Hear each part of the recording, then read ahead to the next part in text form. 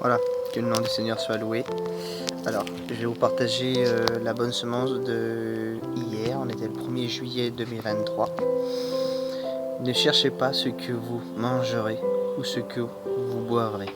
Votre Père sait que vous en avez besoin. Luc 12, 29, 30. Ne vous inquiétez de rien. Exposez vos requêtes à Dieu par la prière et la supplication avec des actions de grâce. Philippiens 4, 6.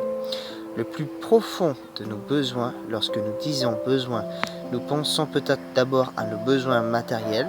Le texte de Luc 12 nous invite à compter sur Dieu et à ne pas nous inquiéter même de la nourriture et du vêtement. Nous savons bien que nous avons d'autres besoins que la nourriture du corps, mais nous savons-nous les identifier? Nous vivons dans une société qui nous persuade de multiplier besoins et nous sont comme imposés de l'extérieur. Regardez la publicité, les magazines. Leur message est clair.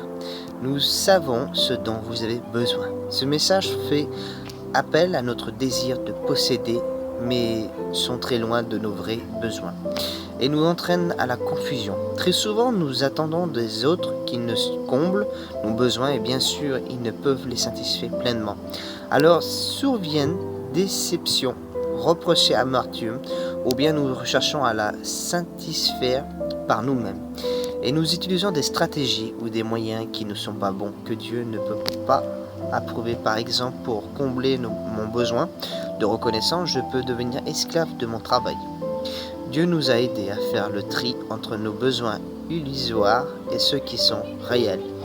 Disons-lui, oui, j'ai besoin d'être aimé, j'ai besoin de paix, de respect, de pardon, attentif à nos prières. Il nous comprend, ses réponses nous améliorent, a découvert que notre le plus profond besoin, c'est lui. D'après Evin Fess, reconnaître nos besoins, c'est simplement accepter notre humilité et nos limites. Amen. Voilà le petit message de hier. Dieu parle tantôt d'une manière, tantôt d'une autre. Jean 33, 14. Entendre la voix de Dieu est possible. Fais une pause pour l'écouter. Que le Seigneur vous bénisse.